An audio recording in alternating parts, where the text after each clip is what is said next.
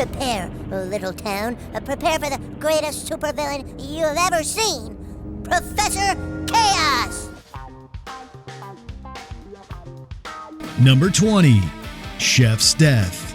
When Isaac Hayes left South Park, the show sent off his character Chef in a shocking and emotional way. In the season 10 premiere, Chef is brainwashed by the Super Adventure Club, who turn him into a dangerously different person. I knew it! Knew what? The reason Chef has been saying those terrible things about us is because he's been brainwashed. The boys try to save their beloved mentor, but Chef tragically dies after falling off a bridge and suffers gruesomely. But it isn't just Chef's ridiculously gory demise that makes this moment stand out. The return of Chef marked the death of the adult that the main boys trusted most, as well as a bittersweet end to the relationship between Hayes and the creators. And in the end, I know that somewhere out there, there's the good part of Chef that's still alive in us all. Number 19. Kyle's Censored Speech. If you've never seen this episode, and the one immediately preceding it, that's because it's nearly impossible to find. Oh, thank God. Hey, Muhammad. Really sorry about all this, dude. So what the heck are we gonna do now? Muhammad isn't safe here. The gingers and celebrities all want a piece of him. I don't know where we can go. The two-parter stirred major controversy due to its depiction of the Islamic prophet Muhammad, which so infuriated certain organizations that they threatened Parker and Stone's lives. Incidentally, the plot centers around the concept of censorship and strongly advocates for free speech. The original version of 201 ended with one of Kyle's classic "I learned something today" monologues, which wrapped up the story in a darkly humorous way. Throughout this whole ordeal, we've all wanted to show things that we weren't allowed to show. But it wasn't because of some magic goo. It was because of the magical power of threatening people with violence. But lo and behold, Comedy Central decided to bleep the entire speech out. Does this count as life imitating art or art imitating life? Who knows? Number 18. Poking fun at Game of Thrones. The hit HBO series was huge at the time this trilogy aired. Do not underestimate the battle that's about to take place outside those doors. Winter is coming. Like many of us, Trey Parker and Matt Stone were fans of the show, but they also saw a few areas that invited ridicule. The trilogy is filled with references to the world of Westeros, working in themes like war, betrayal, incest, and, of course, excessive nudity. Meanwhile, the crass, absurdist South Park style we know and love is cleverly interwoven in the ongoing storyline. All our men are ready. When the mall opens, blow the whistle. We'll rush through the doors and lock the Sony dorks inside. The three-parter blends cultural commentary with fan service in a way that only South Park can. Number 17. A work of great literature. South Park may be an animated comedy, but it doesn't shy away from scholarly topics. In Season 14, the boys are disappointed when they read The Catcher in the Rye and find that it's not as edgy as they've been told. Did you get to any dirty parts yet? No, it's still just some whiny, annoying teenager talking about how lame he is. I don't get it, dude. What's so controversial about this? So they set out to write the most disgusting book possible, filling it with crude and offensive content that makes everyone vomit. When found out, the boys framed Butters, subsequently realizing that the novel has become the darling of the literary world. Butters doesn't deserve any credit for Scrody McBoogerbots. We deserve all the credit. Oh God, you guys are pathetic. Yeah, get a life and stop mooching off others' success for once. The episode's out-of-the-box take on artistic interpretation and the absurdity of overanalyzing literature makes it an unforgettable part of South Park history. Number 16. Butters is trumped by The Simpsons. In Season 6, Butters is coldly rejected by his new friends, prompting him to adopt the alter ego of Professor Chaos. Prepare, little town. Prepare for the greatest supervillain you've ever seen, Professor Chaos! Well, not exactly evil. This is Butters, after all. He attempts to terrorize South Park by switching soup orders and stealing chalkboard erasers. Assisted by his loyal henchman, General Disarray, Professor Chaos soon aims for darker deeds. But all of his ideas have already been done. Not by another supervillain, but another cartoon, The Simpsons. Be just like on The Simpsons. Huh? They did that on The Simpsons. I think it was the Mr. Burns character. He tried to block Springfield from the sun. He did? Oh, heck, I thought I was being original. This clever in-joke highlights Trey Parker and Matt Stone's real-life challenges in creating original content in a genre dominated by a long-running predecessor. Number 15. Cartman makes mature friends. This is an early one, but it stands out for its cringe-inducing dark humor. Here, Cartman grows tired of his immature friends and seeks new, older companions. I've outgrown all my friends. I need to meet more mature people, Clyde Frog. Oh, great idea, Clyde Frog. I can meet new friends on the internet. He stumbles upon a mysterious association, NAMBLA, unaware of its sinister nature and believing it to be a group for mature friendships. Cartman naively promotes the organization to the other boys, leading to chaos as the authorities try to intervene. We've been after you for a long time, buddy. Cartman joins NAMBLA as proof that even at their very worst, these kids are innocent at their core. Even Cartman. Number 14. The parents try to scare their kids straight. In Season 6, Stan's parents hire an actor to pose as his future self, hoping to scare him away from bad decisions like drug use. Stan, whatever's happened, we're going to help you. That's right. We're a family no matter what time shift. Thanks. Could I get another beer? You must be exhausted. Why don't you get some sleep? The future Stan is a disheveled, broken version of himself who claims to have ruined his life. When Stan realizes Butters has a similar future self, he uncovers the hoax, and both boys are furious with their parents. But that's like they're lying. It is lying, Butters. Your parents lied to you, and my parents lied to me. Get it? Oh, that makes me angry. This moment is iconic for its satirical take on scare tactics, blending absurdity with sharp commentary on fear-based parenting. Plus, it's a prime example of the kids on this show thinking circles around the adults. Number 13. Randy versus Bat Dad. The main premise centers on the boys purposefully trying to lose their Little League games to avoid advancing in the tournament. I don't think so, South Park. Yeah, you think we want to win? Then we have to keep playing this boring game. Yeah! You hate this game too? However, it's Randy Marsh's subplot that really steals the show. Stan's dad turns fighting other parents at the games into a sport of its own. His antics escalate when he encounters Bat Dad, an enemy who's equally eager to brawl. Their rivalry culminates in an epic showdown and victory for both Randy and his son's team. Randy's absurdity won over many fans by the end of this episode, which also features some of his most memorable quotes. For what? Arresting me for what? I'm not allowed to stand up for myself? I thought this was America. Huh? Isn't this America? I'm sorry, I thought this was America. Number 12. Mel Gibson. Anyone with even a marginal understanding of the show knows South Park loves to rip on celebrities, but few have received the South Park treatment quite as harshly as Mel Gibson. When the boys watch his controversial 2004 film, each reacts differently to its intensity. I've seen The Passion 34 times now, Kyle. You haven't seen it once. Kyle is horrified by its depiction of his people and consumed by guilt, while Cartman idolizes Gibson with disturbing enthusiasm. Stan and Kenny, however, simply dislike the movie. They set out to get their money back from Gibson, only to discover he's completely unhinged. Dude, can we please just have $18 back from you? I have to use that money to build my church. I've brought the fire and brimstone back to Christianity with The Passion, and now I'm going to start my own church. The episode's takeaway? No matter how much money a film makes, it's hard to take it seriously when it's made by someone like this. Number 11. The boys illegally download music. When it comes to critiquing artistic integrity in a capitalist society, leave it to South Park to deliver the sharpest take. In this Season 7 classic, the boys form a band and start pirating songs for inspiration. Everyone on the internet copies music from their CDs, and then we can download them for free and play them on the computer. All right, cool. Let's download some Metallica and some Stevie Wonder. Before long, they're given a serious lesson on the devastating impact illegal downloading has on poor, innocent musicians. Meanwhile, Cartman forms a Christian band, quickly skyrocketing to fame under the guise of doing it all for God. Hey, your love,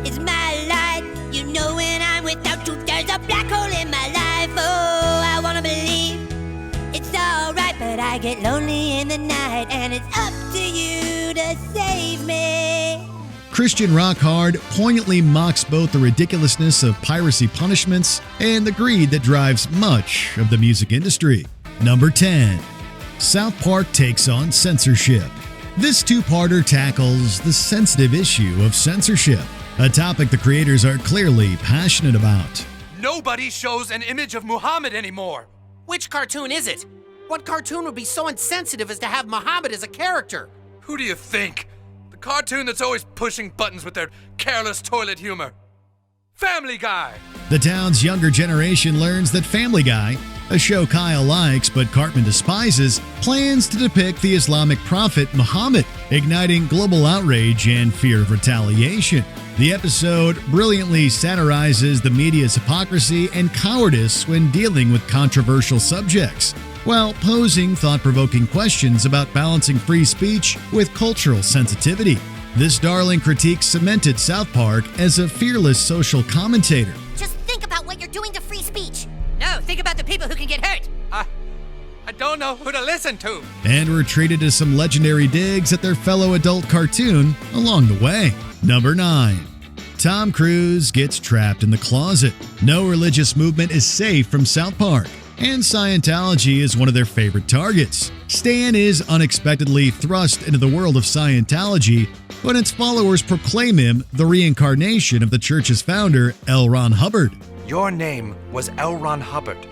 You revealed a secret which began the whole Church of Scientology. The episode pulls no punches, mocking the religion's beliefs and taking aim at several high-profile members, including John Travolta and Tom Cruise. It even ends with Stan daring critics to sue him, a bold move considering the backlash. Well, go on then, sue me.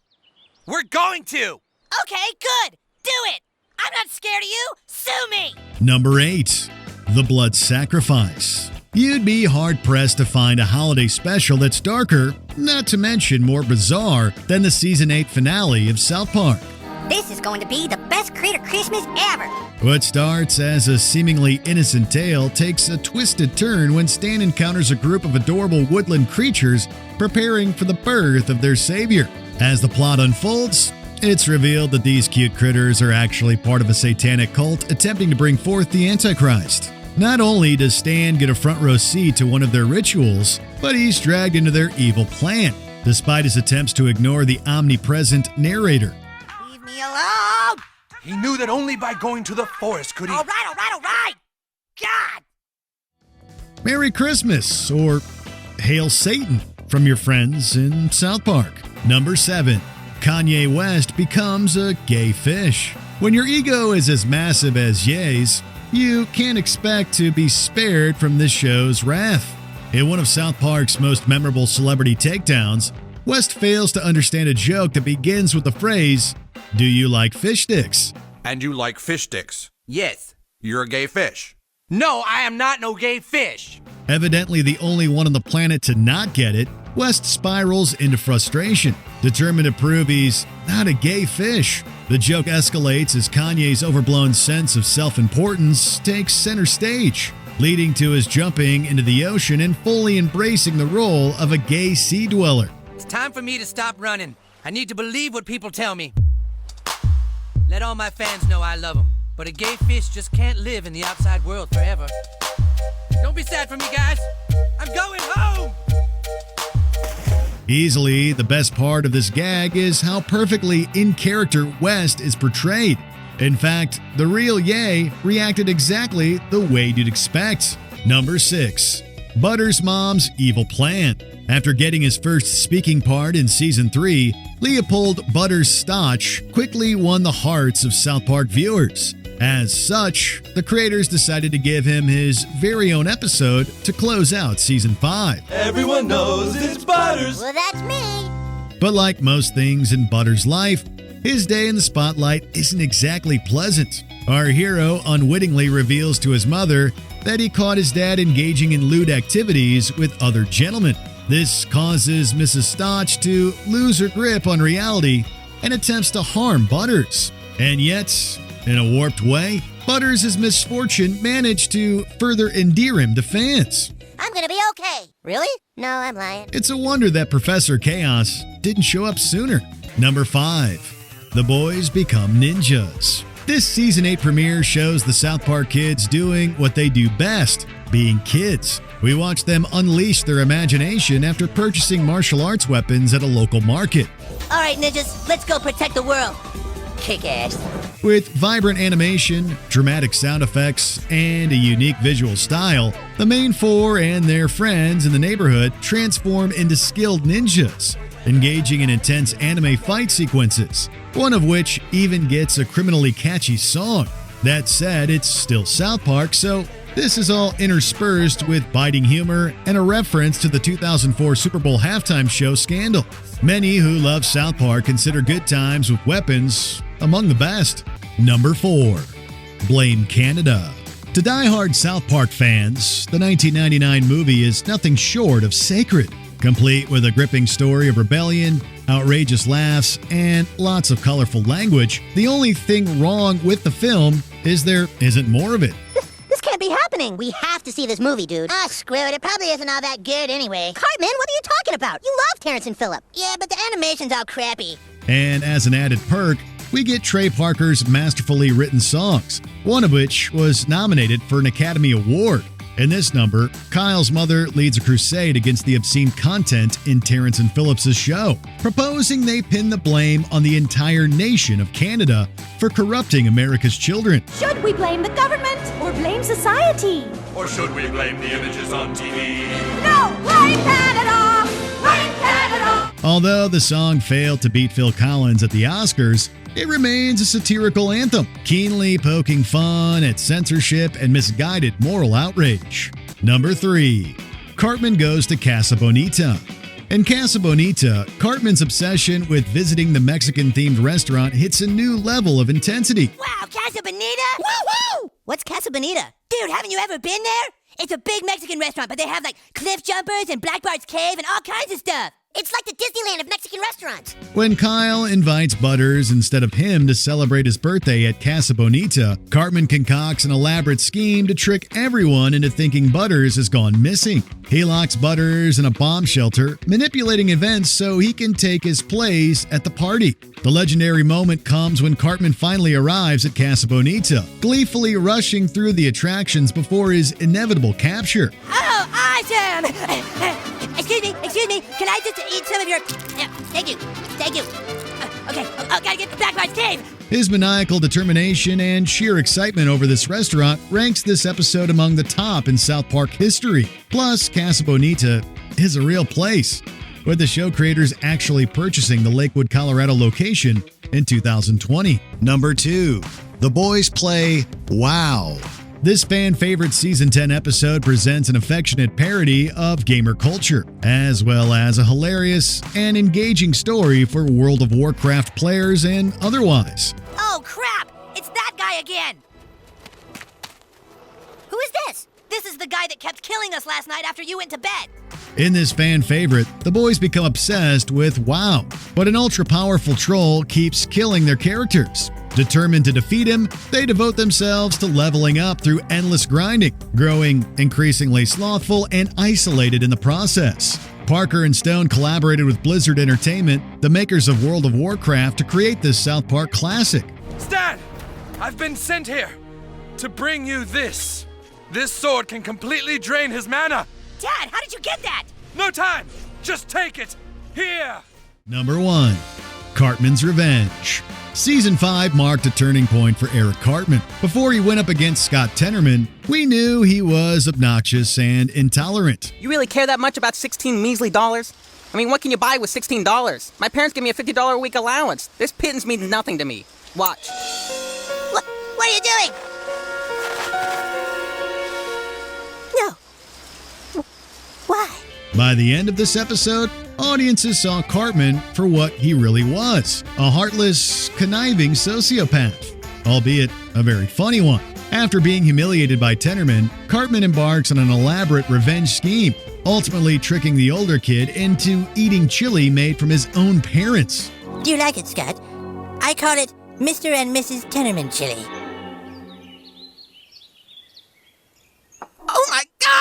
Cartman's diabolical development aside, this episode became iconic for its boundary-pushing humor and chilling conclusion, showing just how far this show could go. Even creators have admitted that this moment messed people up. Which of these moments do you think defines South Park?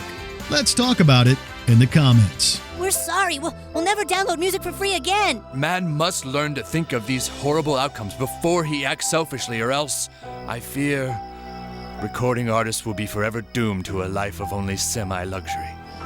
Did you enjoy this video? Check out these other clips from Watch Mojo, and be sure to subscribe and ring the bell to be notified about our latest videos.